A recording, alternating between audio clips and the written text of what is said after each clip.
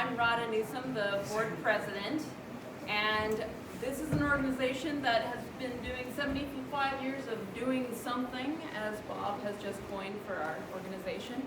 But we're a forum for the island to talk about issues that matter, and we are also a place of education. So thanks for joining us. And if you are new to the meeting, would you raise your hand? Oh, I got two. Yeah, all right. So if you're willing, would each of you stand up and say your name and where you're from? Okay. Yes, please. Should I talk to you? Talk to the membership, yeah. Great.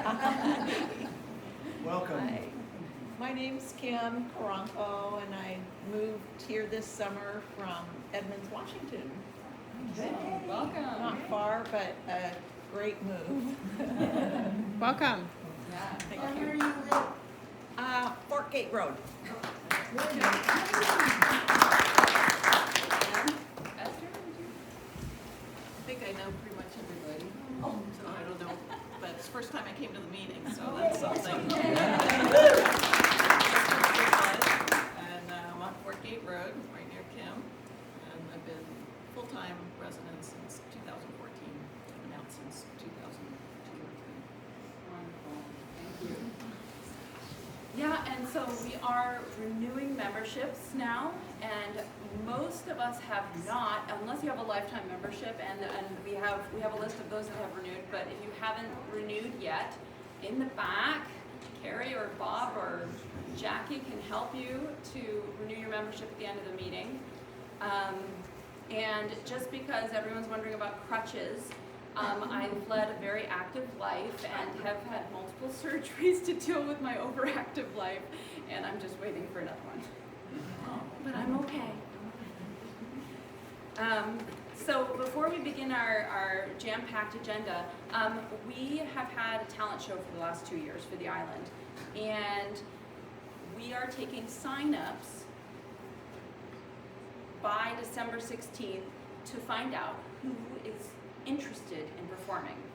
So we need about 10 acts of talent or creativity or hilarity or seriousness, but we need 10 acts to make a show, and so I want to gauge the interest level this year. So I'll send out an email to the membership with the sign-up form that you can all sign up. But if we get a small response by December 16th, we're not going to have a talent show, and if we get a big response, we're going full steam ahead. And mark your calendars. I'm sure you all brought your calendars so that you can mark Strawberry Festival. It will be June 20th next year, and you're going to hear a lot more dates tonight. So I'll send out an email in the next few days with all the dates that you're hearing from the various organizations. All right. So, I'd like to introduce our first speakers. We have Senator Mike Chapman and Representative Steve Tharinger. And I'm just going to tell you the committees they're on because these are the areas they probably know the most on. Mike Chapman is the chair of the Ag and Natural Resources, Transportation, Health and Long-Term Care, Forestry, and Water Supply. And Representative Steve Tharinger is the chair of the Capital Budget, in case anyone's interested. Long-term services and appropriations. What is that? Well, it's healthcare in the house. Okay. Yeah. Okay. And appropriations is a separate committee. Okay. And healthcare and wellness. So we have an opportunity to hear from them and to ask questions. So please welcome our representatives. I'm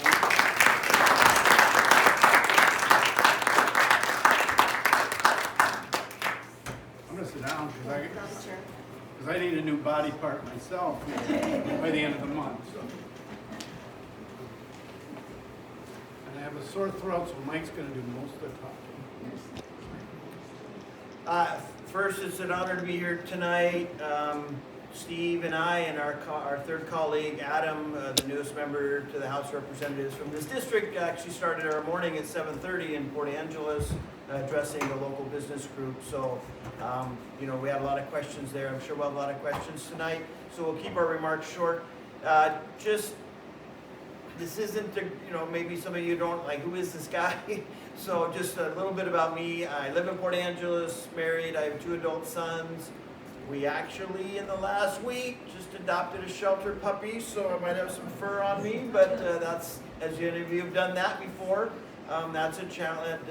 It's like having a toddler all over again, and so we're sleeping through the night, so it's all good. So, and then I'm leaving this week, rest of this week for committee days in Olympia, so my wife is, So, and then I serve as your senator. I do chair the House, or the Senate Ag and Natural Resource Committee, serve on healthcare, and serve on transportation. This is a conversation, so we'll just get to questions. I know, and I will bring this up because my assistant, I already got the question. You guys are interested in maybe looking at the speed limit.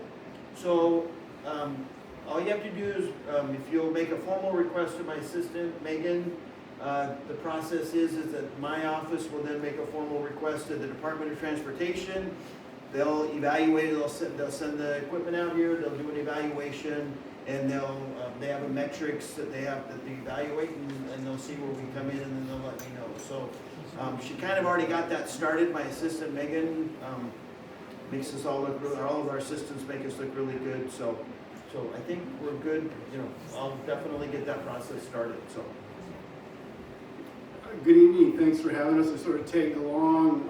Mike, I saw Mike this morning, like he said, and he said he'd come into the garden club tonight. It wasn't on my calendar, but then I talked to my assistant and said, that Bob had asked us, asked me, gave me 3 dates, and so anyway, I'm tagging along tonight, so we get the 2 of us. I've been your state representative now since 2011, and I guess that's been going okay because I get voting back in. But I've lived on the peninsula since about 1975, 76.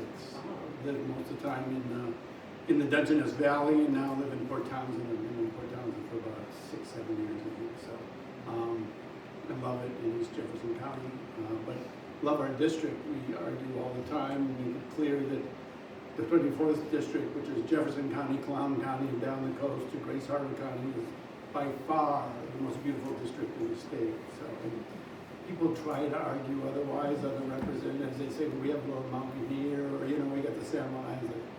It doesn't compare. So I am chair of the capital budget. I've worked with Friends of Fort Flagler. We've done, and I'm glad to hear, Mark was just telling me that you guys are, the Friends of Fort Flagler are finishing off the theater, the World War II theater, which is pretty exciting, and hopefully have a opening ceremony sometime in March, so that's great. We were able to get some money through the capital budget to do that, and a couple other things there at the fort. And that's just a great situation to be able to have volunteers and be able to get money through the state and sort of have the volunteers be a multiplier effect.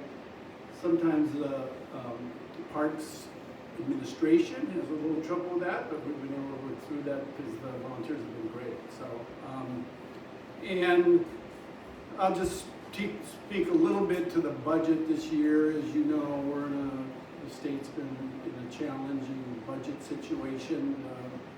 Chaos that's going on in DC is not helping us at all, particularly in the healthcare realm. Last year we had about a $16 billion hole. We have about another $1 billion hole coming up to try to finish off this biennium, so to finish off the last year of the biennium. And then if you add, as we're supposed to do a 4-year outlook, so add 2 more years to that, it starts creeping up to be over $2 billion. So that's going to be some challenging budget writing, and I think most of the session will be focused on that. We're all waiting to see what Governor Ferguson's budget will be. This will be the first budget he has written as a governor, and so, because last year he was just kind of, Governor Inslee put his budget into the mix, but this is the first time for Ferguson, so that should come out sometime towards the end of the month, and we'll be going over it very carefully to see what he has in mind, because in Olympia there's kind of this rule of thumb, the rule of 75. You need 50 votes in the House, 25 in the Senate, and the governor's signature, I guess that's the Rule 76, so, to get anything done. So the governor obviously has a lot to say about what the final budget looks like. So, open to any questions you might have. Yes? How does that affect the ferry system when they need new ferries? I'll let Mike handle that. It's a transportation, but there's three If you budgets. repeat the question. So the question is about, I think, how does the budget impact the ferry system? So the ferry system is funded through the transportation. So there's three separate state budgets. There's the operating budget, which is education, healthcare, social services, and it's really, that's kind of the main, that's what when people think of the budget. Then you do have two others, transportation and capital, which Steve is chair of. I've been fortunate to serve on the transportation committee, which oversees the budget and the budget that the House or the Senate. I think I'm still a House member at heart. I don't know. It's been kind of, so, you know, a great time serving you in the House. So the ferries are a tricky issue. We are trying to move. We have new ferries on order. We have funded that. The ferries are being funded. Some of the Climate Commitment Act money is using to fund the ferries. We now have one retro hybrid ferry. It's had some problems. There's a pretty scathing article, an editorial in the Seattle Times. The legislature and the governor are fully committed to a fully functioning ferry system. We're not quite there yet, but we're also trying to realize the new hybrids will be amazing. It's the retrofitting that has been the problem, but I believe the governor actually has made the ferry system a cabinet level position, which give him a lot of credit for that. And I expect I have a 3.5-hour transportation committee meeting tomorrow, of which the ferry reports like a day early before I know all the facts. But we're headed in the right direction. But we're headed in the right direction from kind of rock bottom with COVID, the breakdowns, the older boats, and I'll own this. I mean, and I think a lot of people know that the committee work, we kind of fumbled the ball. Governor Inslee, to his credit, really wanted to electrify the ferry fleet.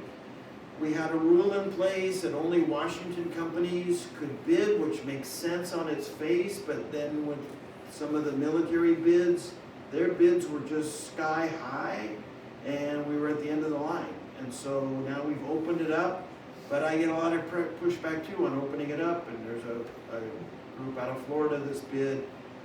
You know, they don't pay as good a wages, and Florida doesn't have the same environmental standards that we have, and yeah, it's been a struggle, and so I do take some responsibility as one member of a body that's tried to.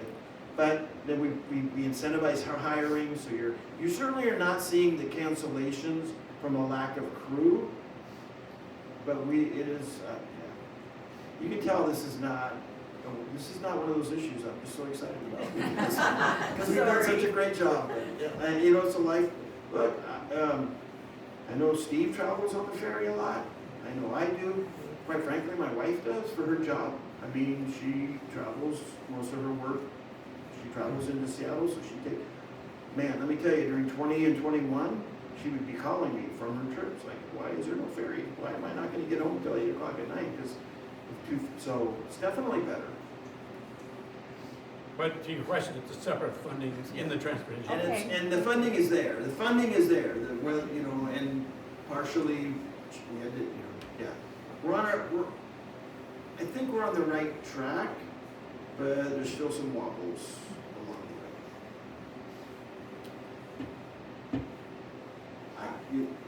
I heard today that Trump is threatening the Democratic-controlled states are going to lose their SNAP funding. I realize that's Taco saying something today, so that may not exist tomorrow, but what can we do to protect our SNAP funding and feeding the people in our community? Already, I saw the same news, I don't know, and what email that I got. Already our Attorney General has filed counter lawsuits. This is something that will be determined in the courts. This is patently unconstitutional, illegal. a violation of what Congress funded. Right, wrong, or indifferent, when the funding goes out, it goes out under the guidelines for the entire country. This is, I'm not, you know, we also saw today, and our Secretary of State is being sued for not releasing all of your voter data to the Department of Justice. Steve Hobbs, our Secretary of State, you know, he's a National Guard, he's a colonel, I believe, in the National Guard. You know, he knows the law, he'll follow the law, but he is standing strong, saying this is not the law, and he's not released our information. So I think our Attorney General probably has a couple dozen cases already pending against the administration, but yeah, the SNAP, there's no way that would uphold. I think it just shows kind of the court filing was wrong. The people, it's like they can't even get the court filing right. But it is a worry. Here's the thing, I met with a group of people out in Forks, which is away on the west end of Clallam County, immigrant community yesterday morning. They're worried about ICE, they're worried about people in mass showing up in their community and throwing people in their kids, but they also brought up SNAP, and they're really worried about applying. They're immigrants, they're in the community, they're working hard, they're raising their kids, they love their kids, they're really afraid to. And honestly, it was a really tough moment. I walked in, here I am, you know, I'm 6 foot, kind of fat, big guy, right? I'm a white guy. And they were really quiet at first. Took about 45 minutes before they kind of opened up. They're scared out there. That's where probably the most of our Hispanic immigrant. They're really, so. One other thing about the SNAP program, as the Trump administration has presented, is they want this work requirement data, right? So it's going to cost the state about $100 million to set up that IT program so that people can report that they're working, which is a total waste of money. If you think of all the things you can do with $100 million to like feed people. And the history on this is that people end up, you know, losing their job or losing their food, trying to balance between filing that they're working when they are working, and then they can't get them.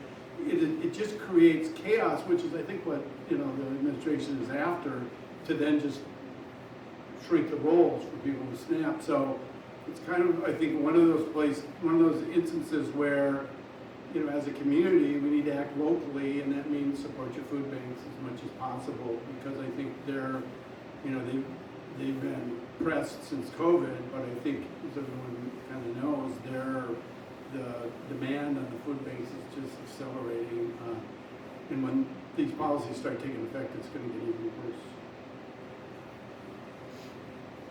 Yes?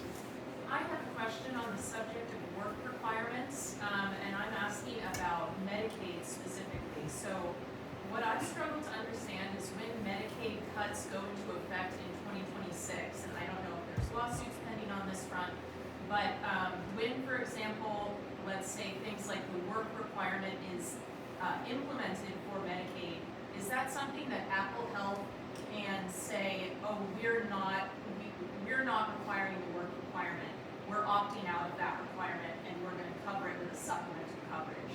Or how does that work? No, that's I'm really glad you brought that up. One of the challenges we have in Washington is kind of a messaging communication, because Apple Health is synonymous with Medicaid. We just call it Medicaid, I mean, we just call it Apple Health. So the work requirement does apply, the federal work requirement does apply. And the IT for that is about another $200 million to set it up. It's about $300 for every person who's on Medicaid or on Apple Health, and there's about 640,000. So it's, again, an example of money that can be used to actually provide care for people instead of us having to set up this system to do the reporting. And that's a cost we're probably going to have to incur in this budget cycle, so that we're ready to go in 27 when the requirement comes in. But if you look at any of the history of work requirements in Arkansas and Georgia and other places, it's another example of where people were working, getting their health care, then they had to report, and they had, they were working. So it was hard for them to report, so they lost their health care, they got sick and lost their job. So it just is not, it's ideologically driven, it's not practical or, at all pragmatic about providing health care to people. But you could argue that that's their agenda, right, is to just force people to not have health care and the government not to have to support Medicare. Yes? So why do we have a state budget shortfall? What, It's a very good question. Yeah. So the budget's based on modeling, what our revenue is going to be, what the projection is going to be. We have a revenue forecast council that has pretty sophisticated models. So they look at, I think, a 5-year window of what the revenue's been. So during COVID, there was huge, we're a sales tax state, right? So there were huge revenues in sales tax, real estate excise tax. It was just a huge bump in revenue. So that model sort of projected a revenue picture that wasn't real. As the economy has sort of slowed and as sales tax has diminished, and real estate excise tax has diminished, what happens is there's an inverse relationship between the revenue we have and then what's the other modeling or the other major factor in setting up our budget is called the caseload forecast. So they try to project how many kids are going to be in K-12, how many kids are going to need foster care, how many people are going to be in prison, how many people are going to go to the community colleges, how many students are going to be in 4-year schools. All the services that we provide to people goes into that caseload. So the caseload forecast was a little underestimated, and as the two reality points met, there was this discrepancy in the funding. And that's one of the arguments as to why our revenue structure is obsolete, because that inverse relationship. As the caseloads go up, sales tax go down, so we get caught in this pinch all the time of not having a balanced revenue structure that, say, the way Idaho or Utah has, where they include an income tax. And so an income tax is a more stable, flat, especially in this state. If you think, if you look at any of the data for Seattle or Snohomish and east side of King County, I mean, there is a lot of income, and we don't, even though the state sort of, through its investments in universities and tech and things like that, generates a very robust economy that pays people pretty well. That doesn't show up in our revenue structure. So, but it's a really good question, and I'll just say, let me put the caveat, that's the way I understand it, is how we got into this challenge. I agree with Steve. I also think that, again, right, wrong, or indifferent, we in Washington have actually tried to do some things that add into spending. We now offer almost full scholarships to kids from families that make less than $50,000 a year. Newsflash, if you offer scholarship money, more kids are taking advantage of that in the job skills training and the programs. We expanded more than other states. When we got Medicare, Medicaid money, we expanded access to Apple Care.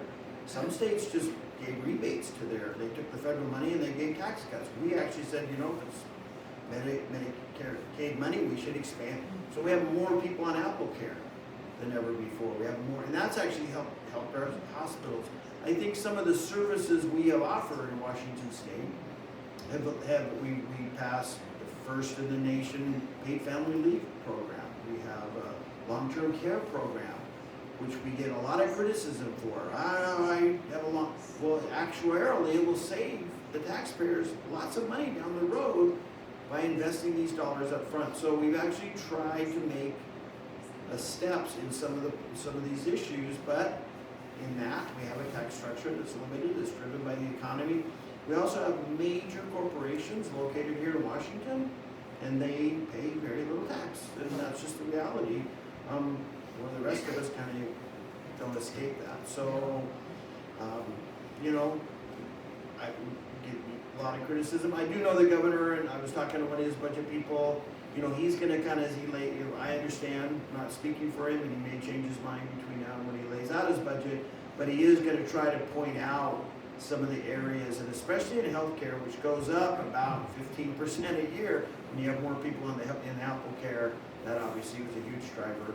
I think too, it's nice in the rearview mirror, but I think who knows what tomorrow's economy is going to be like. We have really good people, they're economists, they do this for a living, but you know, we don't know what will happen. And nobody really saw the loss of, you know, you couldn't forecast the pandemic. You couldn't forecast the kind of cuts the federal government are putting in place right now. So I don't know that some of the forecasting we can say, well, who's the idiot that forecast a balanced budget? Well, it's really hard to forecast an economy, and it's more challenging than I think we give credit. There's credit for. It's also kind of weird. We have a 4-year balanced budget requirement. Again, balancing a budget out 4 years. You know, most of us probably have fixed costs, but if we're still in the workforce, do we even know? I mean, I don't know if I'll be working for you in 4 years. You know, I could be fired. So I don't know what my budget will be in 4 years. But we have to balance the state budget based on that. So I hope not. But after all some of these dumb answers, maybe you're like, yeah, who is this guy? So what would it take to get an income tax here? I came from Vermont, and it's a little bit of sales tax, a little bit of income tax, and it's really a progressive tax structure that really works for the different levels of income. I don't know how historically, you know, Washington launched this way and other states launched another way, but is there any way to correct course, or is it kind of too late? No, it's not too late. If just like Steve mentioned, just as a case in point, both Idaho and Utah have more progressive tax structure than Washington State. I wouldn't say that either one of those are known as progressive leaders in their state. They both have income tax, they have sales tax, they have property tax, they have capital gains tax, they have business tax. They have a broad range of taxes, and you know, that if you overlaid Idaho's tax plan, because we worked on that a couple of years ago in the House, and at the time, if you overlaid Idaho's tax plan over Washington's economy, you know, it was billions of dollars of new revenue. I think last year, in more of a symbolic vote, I think the state Senate, and from what I can tell, the first body in the nation, legislative body that I've looked, I think this Washington State Senate was the first legislative body we passed a wealth tax. Much like you pay a tax on your property, there are very wealthy people in the state that pay no taxes. It was a symbolic vote because it was the last day, but it was a step forward to say we understand there's a need. I do think there's many of us in the Senate. I can just speak for my colleagues in the Senate, and something that I support the idea of a progressive income tax. And if you look at people in this state who make $1 million a year in salary, if they went over $1 million a year, we would, if you exempted the first $1 million but taxed the income above $1 million, like that's none of, well, if it's somebody in this room, great. But would you like to help pay to fund education? That actually generates a lot of money because of the wealth of this state. So that's something that I support, and it would make our tax structure a little more progressive. The courts, the Constitution of kind of, we relied on, remember the year of the court case? 33. 1933, the Supreme Court in Washington State kind of dictated the kind of tax structure. We think that this is in 1933. You know, I'm reading the book from Andrew Ross Sorkin about 1929. Things were really different back then. It doesn't seem like we don't live under the rules they lived under in 1929, and we're not probably should live under the rules. So I think we're willing. We're going to take a look at that this year. Anyway, long answer. But Mine's a comment to that. I wish when people talked about a sale, an income tax, that there was a discussion on reducing sales tax included in that. Yes, that would be Because so. one without the other, I'd never be on board for a state income tax. But having such a high sales tax, if that was coming down substantial, then I'd be right there. Yeah, I think that's the idea, right? So you get three legs of the stool: property tax, sales tax, and income tax.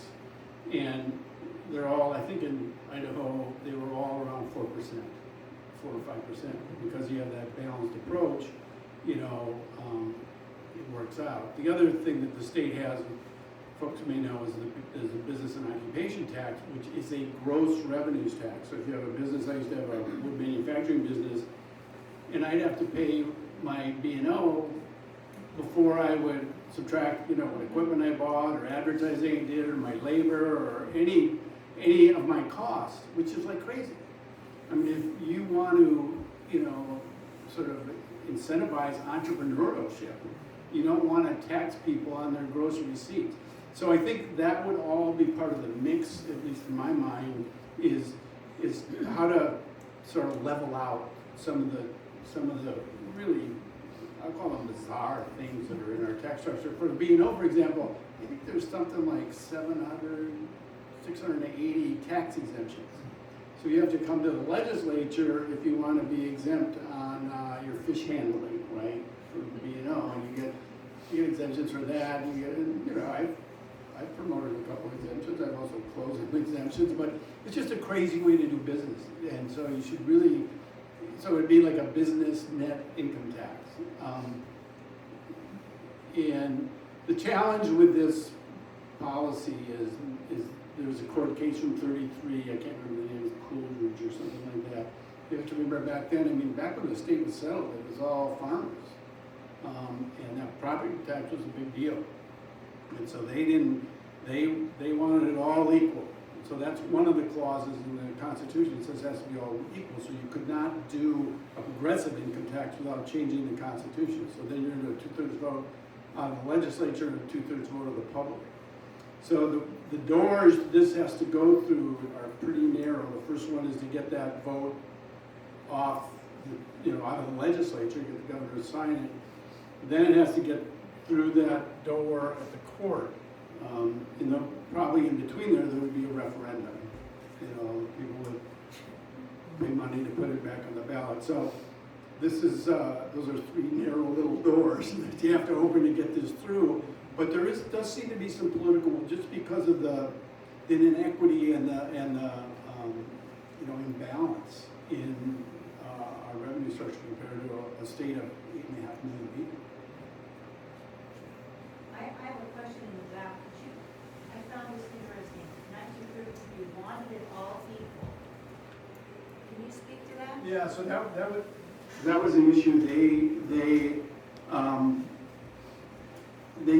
They just felt that all property should be taxed equally because they didn't want to tax income, and they tried to tax income, and the court threw it out because it was a progressive income tax as opposed to a flat income tax. If it had been flat, they might have accepted it, but the Constitution says that you have to charge everyone equally, and that was one of the problems I thought.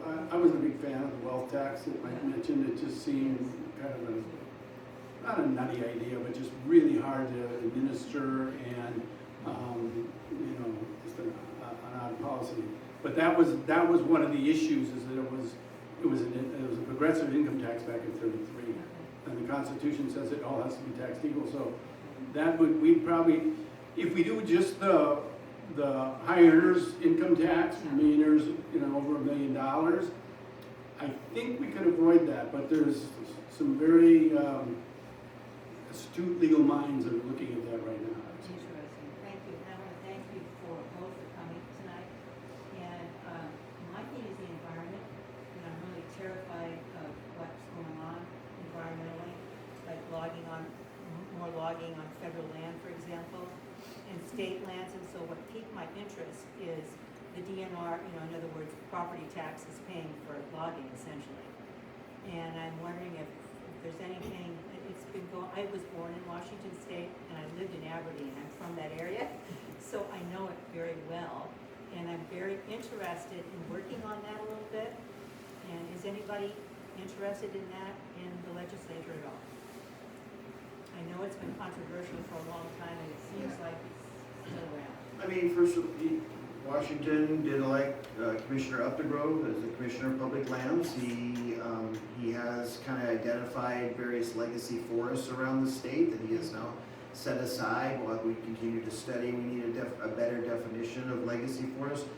DNR, in the legislature, like Steve and I can drop a bill and it's just sponsored by Senator Chapman or Representative Tharinger, and maybe other members sign on.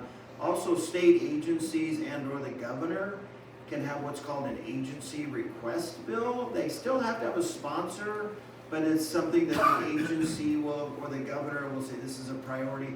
So I'm working with, as the chair, I obviously chair the committee that oversees so much of our ag and natural resources around the state. I'm working with Commissioner Updegrove and the DNR staff on an ecosystem services bill.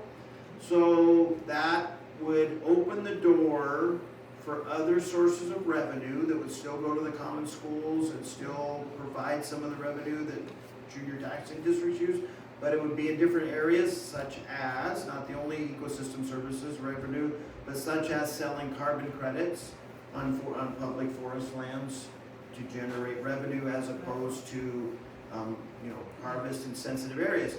So that's a bill I'm really excited about. We worked it a few years ago in the House, when I was chairing the House with the previous commissioner. We moved it out of the House. It died in the Senate. It kind of so that bill's coming back. I think the interesting thing with that bill, and there'll be people that will push, a lot of people will push back on it. It's interesting though that a number of private timber companies are now selling carbon credits. There's a great interview with the chair of Weyerhaeuser, and he's talking about this as another source of revenue. There'll be other parts of that. Do some things around some of our grasslands in eastern Washington. Could you sell credits against that? Could you open some up for different management? So the more tools, why wouldn't we want to give our state agency more tools to generate revenue, to take some of the pressure? The other thing is, I think our forest management of public lands is as good as any forest management in the world, and we really do a great job. And in fact, we have new rules on buffers. We make sure that streams are protected. We make sure steep slopes aren't harvested. So I think at the end of the day, about half of the lands that DNR manages, marbled rearlet habitat, spotted owl habitat, about half of it's already permanently set aside. We do have to generate revenue under the Constitution for our common schools, and generally they do that, but there's these structurally complex forests that are now kind of at ground zero. So we're making progress. I think we'll make more progress in the future. I also, I said, we are to manage the public lands under a court case for the common good, and that has been defined as revenue and generally to junior taxing districts and schools. One can argue, I do at times on certain sites, that the common good is to protect that for our cooling of our water, our air quality, carbon sequestration. So there's a debate in our state about the common good. We're talking about protecting something for carbon that's trees up. So. Okay, thank you. What was the bill again that you? But it's gonna be, it's not a bill number yet. It's gonna be but if you can look online and sign up. You can find our committee agenda. It's probably a bill I'll hear early in January, but I don't have a bill number yet. But it's an ecosystem services bill. But you'll see it on the agenda for the Senate, and the House is going to take it up as well. And thank you again for taking the time to come here. You bet. Thank you. Yeah, we have about 8 more minutes. Gary? Comment and thank you, I guess, would be the best way to describe it, is for all the work you've done to help the Port Hadlock community in getting the sewer system in there. Primarily because when you look at a community where we are, housing is necessary, as big of a problem as you think about the other areas around it, but it is going to make, I think, a big difference in that community for providing affordable housing. And we know that there's a challenge statewide in this community as well. But so I just want to thank you for all the effort you did as well as Senator Chapman in getting the funding to get that project across the Look, finish it line. it was all Representative Tharinger with your local officials. I had no part and I get too much credit for it. I think I voted yes for the budget. No, you, by having the chair of the capital budget, so give him, please on that, give him all the credit. Thanks, but you actually, Joe Biden, is Infrastructure and Jobs Act. So I was, I'm in the capital budget, we're in our budget development meeting, and, the IIJA passes, and all of a sudden I've got $122 million. And it's supposed to go to infrastructure. And it's, I've got a project. So we were able to, we had put in $5 million before to get it sort of started and get some momentum, and so that IIJA money helped finish it off. And then I think we got a little extra money. What's pretty unique about that is the county has been able to pay for the hookup fees so that people can hook up without having to pay that cost. And I see Will, whoops, shaking his head, because hookups are, whether it be power or broadband or sewer, that could be a problem that lasts a couple hundred feet or 50 feet or whatever. So, it's pretty exciting how, to see how that's going to develop the tri-area, I think, over the next 5 to 10 years. Of course, Habitat has a great project ready to go, I think, in the next year or so to start. So, yeah. It's not, sewer, water, maybe not that sexy, but it's kind of basic stuff, right? We don't need Yeah. Right. If no one else has a question, I can't, so Steve, you've been to the Children's Advocacy Center in Port Townsend, that's where you and I have met before, and I don't know if your budget work covers the victim services. What services? Victim services funding at all, and I just wanna, I can't sit here and be quiet about the need for the funding to be maintained this year for the victim services, so we continue to help those in need. Yeah, I mean, and how did you do? Did you get money in the biennium and uptown in the spring? So, yeah, I've got federal from the VOCA funding, but that's always in peril. Mm-hmm. And the Washington State supplements it by about $20 million. And that directly funds the development of my Children's Advocacy Center here in Port Townsend for sure. So I'm okay right now, but next year is looking pretty wobbly. So next year, the second year of this biennium? Yeah.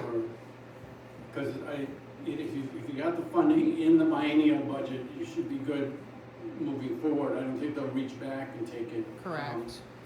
Yeah. And getting additional money for the second year of the biennium could be a challenge. I've got a bill, 1805, I think is the number, that actually was an idea from Commissioner Eisenhower. We were in a charrette for jumping mouses. Does anybody know what jumping mouse is? It's a play therapy group. Well, they were using, the commissioners were using the county was using part of their 1/10 for behavioral health. They were actually, I think Jefferson County was the first county back when Senator Harborough sponsored this, was the first county to do it. I think Clallam, when Mike and I were commissioners, were the second county to do it. And I think it generates now in Jefferson County over $1 million, or close to $1 million. She said they're using that money to provide jumping mouse play therapy, like in Brennan and Coolacene, and I think in Chemicum, at least once a week, which has been a huge success. So she and I noodled. I've got a bill that is going to the county commissioner, so it's called councilmatic, as opposed to going to the voters. They could go to the voters if they want, but they don't have to. Would give them, an additional 1/10, but it's for youth and families. Yeah. So it could be used for your program. It would go through the county. And my view is that, again, acting locally, they know the need, right? And instead of, and there's less bureaucracy, I think, at the county level than at the state level to get these monies. So they could be more nimble, and if, I assume if it passes the legislature, gets the governor's signature, that they would then have that tool to raise that money to be able to provide children's services. and it's very broad. It could provide transportation, it can provide after-school programs, it can provide behavioral health. I mean, all of us, I think most of us know that the more we get upstream, you know, on early learning and kindergarten or even pre-kindergarten, we're going to save money in the long run. People's lives are getting off onto the right start. So we save money in the criminal justice system, we save money in the healthcare system, we save money certainly in the behavioral healthcare system. So that's kind of the thinking behind this legislation. It's in the finance committee, the chair says she's going to move it. I've talked to the speaker, she's going to move it. So it is an opportunity for your group to access some local dollars if and when. Great, thank you. Thank you so much. Can I ask one more quick question? Before you go? Circling back to the transportation questions earlier, one of the things that our groups talked about is not just speed limits, but also the fact that the roads are narrow and there's not place for people. Do you think if we asked the question in that fashion, we'd also get some attention to that question with the Department of Transportation? You might get some attention on the ditching and the vegetation. Widening of a road like that right now would be difficult to get it funded. But DOT will look at it, and if they determine that, remember, they got these rules, so it could be that it would rise to the level once DOT, that's why we want DOT to come out and take a look at it. So I don't think it'd be something that I could propose just because you asked, but I do think that if the metrics are there. But there's a lot of narrow roads in the 24th. I got a road out by La Push that's falling apart that goes to the Indian, the Quilly Drive, and so, I mean, yeah, there's just,